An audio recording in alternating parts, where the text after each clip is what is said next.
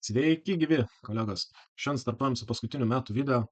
Tai komentaruose buvo prašymas padaryti apie United Health tikerį analizę. Tai šiandien greit prasibėgsim. Nepamirškit paspaust like, parašykit komentarą, paspauskit subscribe, jeigu dar nesate to padarę, tai padedat labai kanalai aukti. Taigi pradėkim.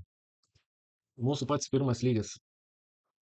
Čia, šita vieta, kaip žinom, kuo daugiau susikirtimo taškų, jau esam turbūt išmokę, tas stipresnis lygis. Sekantis mūsų lygis būtų šita vieta. Žiūrėkit, kiek čia daug buvo susikirtimo taškų. Čia visur, va čia labai stiprus lygis. Labai stiprus lygis ir jisai išbuvo iš tikrųjų labai ilgą laiką. Po to, jeigu imsim kitą lygį, ne, tai jau čia lygiai mums puikiai matosi, kaip palį nubrėžimą. Čia šitas visas vietas, pažiūrėkit, šitą zoną visą, kaip puikiai laikė. Ir tai pasižiūrėjus, šis lygis buvo labai ilgą laiką. Labai ilgai, nes o tai pasižiūrėjus nuo 22 metų, neskaitykit iki 25. Ir čia labai puikiai matos, kaip judėjo šitoj dėžėje, tik vizualiai, kad įsivaizduoti. Čia kokią turėjom zoną. Ir pažiūrėkit, tas zona judėjimas visada koks buvo. Iki dėžės viršaus apačios, dėžės viršaus apačios. Ir kas moka šitose zonose prekiauti, tai čia labai puikiai prekiavo tuo metu ir uždirbo nemažai pinigų. Padavė po to biškį į viršų, bandė įsitvirtinti, bet po to atsitiko gyvenimas, išėjo earningsai, po earningsų išsidaužė ir pasileido į apačią. Tai, žiūrim toliau, mūsų lygis buvo šitą vietą. Dabar kodėl šitą vietą čia, žiūrėkit, kirto, grįžo patikrinti ir išvažiavo į viršų. Čia lygiai taip pat, čia biškį pasimalė, o čia pačioj pabaigoje va. Tai rodo šitas vietas, kad čia irgi labai stiprus lygis, ir kuris būtinai turi būti ant mūsų grafiko. Ir mes suprantam, kad kaip kaina privažiuos prie šito lygio, tai turėsim ar į vieną, ar į kitą pusę kažkokias reakcijas. Taip galime identifikuoti savo treidus ir žiūrėti, ką galim tą vietoj padaryti. Tai dabar jeigu žiūrėti iš investicinės pusės, tai mano vienintelis užėjimo taškas būtų šitą vietą. Apie 2 2,8 šitoj vietoj žaidinėčiau į investiciją.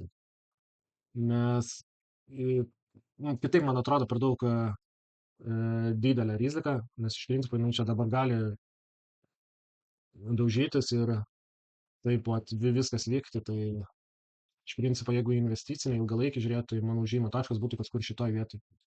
Dabar, jeigu žiūrėti spekulaciją, yra keli niuansai. Ką mes čia turim? Turim low volume zoną, kur buvo mažai pirkėjų pardavėjų. Ką iš to galima apspręsti, ne?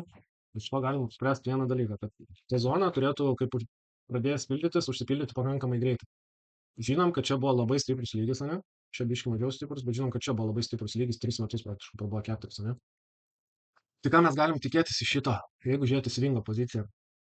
Yra 2 variantai.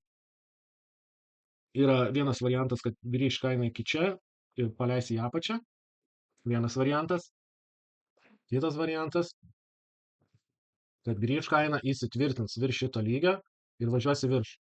Tada mūsų užėjimas kažkur šita vieta, stopas aiškus, žemiau lygio, profitą jau imam palei nuožiūrą, nuojautą, palei grafiką. Kaip kam atrodo geriau. Tai va čia yra 2 variantai. Kitas variantas, įsijungus valandinį grafiką. Jeigu žiūrėti jau visai trumpai spekuliacijai ir norim būtinai užeiti šitą vietą kažkur, tai mūsų susikirtimo taškai buvo čia, šitos vietos, šitos visas vietos, šitos, dėl to mes čia brėžiam lygį ir mūsų užėjimo taškas turi būti kažkur šitoje vietoje. Stopas čia ir mūsų judesys turėtų atrodyti kažkur taip iki 3,8. Pirmas pasipriešinimas bus 3,8 ir tada žiūrėti, kaip elgtis prie šitą lygą. Jeigu mes norim žūtbūt dabar užeiti. Jeigu krenta žemiau, galim bandyti short poziciją ir galimai kaina eis iki čia. Tada, jeigu short poziciją užeinam čia, stopas aukščiau lygio, profit čia pasiėmam šitą vietą. Kaip atrodytų pati trumpiausia spekuliacija ir, ir tiek. Bet sakau, vat žiūrint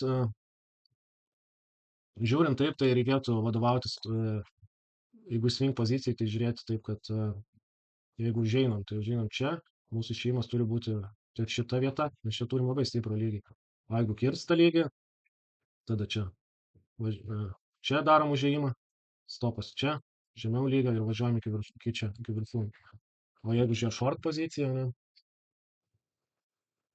tai mūsų short pozicija atrodo taip, kad mes laukiam, kol ateina iki šito lygio, pradeda pirkėjai silpti, matom, kad silpsta, tada mes čia darom užėjimą, mūsų stopas aukščiau ir žiūrim, tikimės, va, judėjimą į apačią.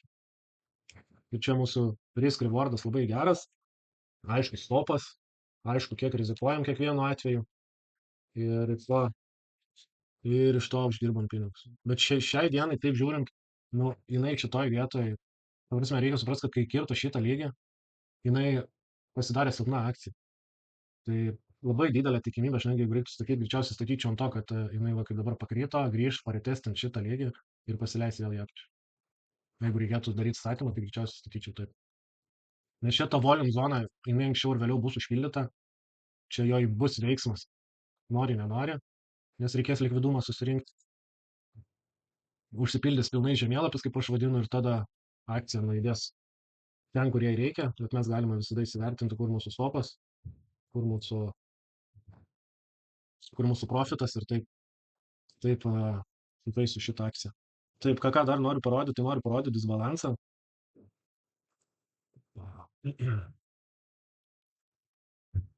Taip, žiūrim disbalansą, disbalansas atrodo taip, nu nežinau, šiaip atrodo visai neblogai, 6% disbalansas, akcija išparduodama, grafikas stovi vietoj. Teoriškai gerai atrodantis disbalansas, bet jeigu imtumėm tą trumpesnį laikotarpį, pavyzdžiui, nuo tų vietų, kaip jau didėja disbalansas,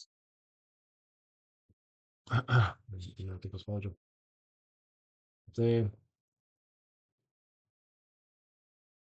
jeigu imam nuo Liepos mėnesio, tai disbalansas tik tai -2%. Tai -2% disbalansas yra labai mažas ir žiūrėti čia į disbalansą, kad būtent pasikliauti disbalansu, tai tikrai negalima, nes, sakau, 2% yra labai nedidelis disbalansas. Nes čia yra visko, čia yra ir pirkėjų, pardavėjų, daug žalių priimtų. Kai būna daug žalių orderių, man nepatinka asmeniškai disbalansas. Jeigu čia būtų raudona būtų gražu, bet kadangi čia yra daug ir žalių, tai nėra aiškus valdymas, kas stipresnė yra, ar retailas, ar instituciniai čia. Todėl šitoje vietoje palei disbalansą, kad sakyt, kad jisai yra labai geras, tai tikrai nedrįšiau taip teikti.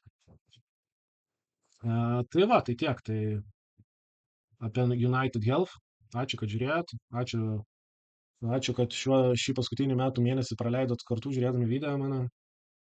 Palinkėsiu visiems gerų metų, kad kitais metais būtų treidai vis sėkmingesni, kad išmoktumėt vis kažko daugiau naujo. Gal ir aš kažkiek prie to prisidedu, tai labai džiaugiuosi dėl to. Tai susitiksim kitais metais, tobulėsim, mokysimės toliau, ieškosim situacijų, treidų, idėjų. Tai tiek. Tai ačiū, kad buvot, ačiū, kad esat ir ačiū, kad būsit. Tai sėkmės visiems ir gerų ateinančių naujų metų. Iki.